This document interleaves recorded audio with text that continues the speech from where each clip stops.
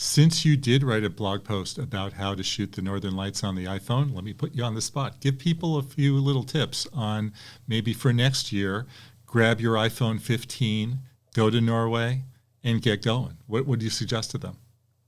Well, if anyone wants to come, I'll be doing a workshop in the Lofoten Islands. It's centered around Viking photography, but the Northern Lights obviously are going to be a huge feature. Um, the um, the tips for the Northern Lights are, the biggest thing is, don't just take a picture of the sky. Think about the foreground.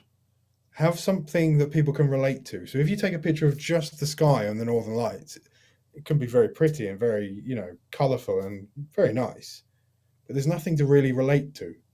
So if you have mountains or terrain in the foreground, and that gives you relatability, so people can see that's a mountain, that's the Northern Lights, so that's the scale. It can also add some depth to the image. So it's far more interesting than just a picture straight up of the sky. And I will say as well, if you want to take a picture of a person on under the Northern Lights on your iPhone, that is entirely possible.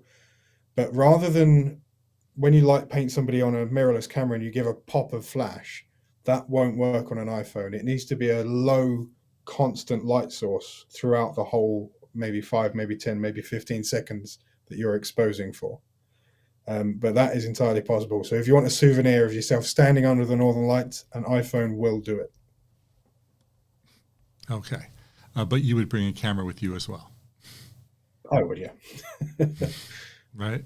To close up on the Northern Lights, so you go there, you bring a tripod, you bring an iPhone, you bring your charged battery, you bring you've cleared your storage, you've thought about what to do if you run out of storage, what to do if you run out of battery, maybe bring a second phone. Any other tips and tricks and tools? Use the cloud to your advantage if you're thinking about storage. You When you go away, you're obviously going to take a lot of pictures, and if it's something like the Northern Lights, if you haven't seen it before, you're going to be standing there taking picture after picture after picture. And so, yeah, you might get through your storage very quick. One great way to deal with it, if you're an Adobe subscriber to the Creative Cloud, is to use the Lightroom storage plan that you get with that. Depending on your plan, you get different sizes. Make the most of that. So upload from your camera roll into the Adobe Cloud every day or every night after you've finished shooting, or use the Apple Cloud if you've got that plan. But the number one tip for the Northern Lights, honestly, enjoy the experience. Don't worry so much about the photos. Just it's an experience that many people have got on their bucket lists, and they've tried many times and failed to see the Northern Lights. It is to just savor the experience. It's an incredible thing. But if you do have it on your bucket list, this coming winter is going to be the best Northern Lights for the past 11 years, because we're currently approaching and at the very beginning of solar cycle 25, which means we are now at solar maximum. The sun's activity is the biggest it's been in 11 years, and we're going to get huge Northern Lights. I don't know if you saw in the news 2 weeks ago or thereabouts, there were Northern Lights visible throughout most of Europe, down to Germany, throughout the United States, into the northern of the lower 48. It's because solar maximum is here and the sun is really ramping up its energy. So it's going to be at its absolute peak this coming Okay, winter. so best Northern Lights of all time, winter 2023. We're talking December. When is your All the way workshop? through, September to March. It will be very, very, very strong. My When is your workshops workshop? are There's Yeah. 6 of them, 6 dates. They're very exclusive, so there's not many spots available. It's Vikings, reindeer, Northern Lights, and landscapes, and it is September, October, and January.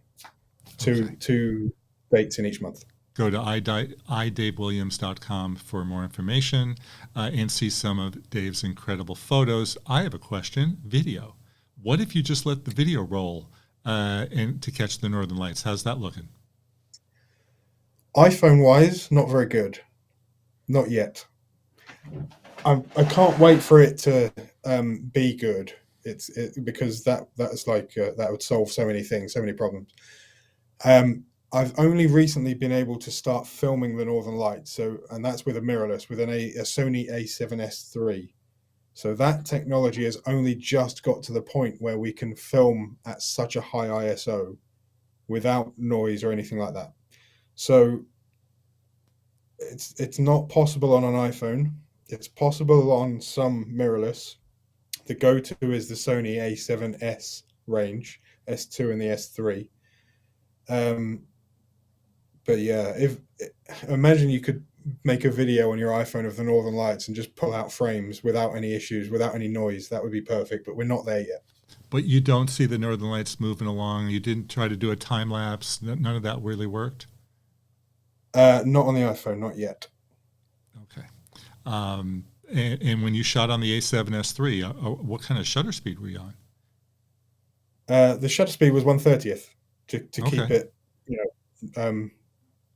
right, correct. If you're a cinematographer, the ISO, however, was anywhere from 12,800 up to 204,600. Oh Which is, gosh. Okay. yeah, Yeah, and the I feel like highest that pushing it camera when I will get go to is 60. When I get to that camera will 64,000, I go. think I'm pushing it. Okay. Yeah, that's the thing. That's the reason that works, and it's great for video because in video the noise doesn't stick around. If you take a photo at that ISO, it's going to be packed full of noise. But because it's video, the pixels are moving, aren't they? The noise Yeah. doesn't matter so much, so you can push the limits far more. Okay, so Dave, if you're shooting at 240,000 ISO for video, is that what you're using for stills too? No, no, no. think of the Northern Lights like a waterfall. So when you shoot a waterfall, if you want to smooth it all out, you go for a longer exposure, and if you want to freeze the motion, you go for a faster exposure. So the Northern Lights are like a slower version of a waterfall. So if you go for the lowest ISO you can to push the shutter speed, depending on how much motion you want, whether you want the lights to be moving across the sky or whether you want to freeze them in, the pillars that you see. So no, the ISO will be generally, like if I'm doing a test shot, I'll start at about 4,500 and Yeah. then adjust it from there, and playing the shutter speed to get the motion against the ISO to get the sensitivity. Okay, and you're usually at 3 to 10 seconds for your shutter speed? Yeah. So my baseline test the water shot is 10 seconds, 4,500 ISO at f2.8, and then I'll make all the adjustments from what I see from that.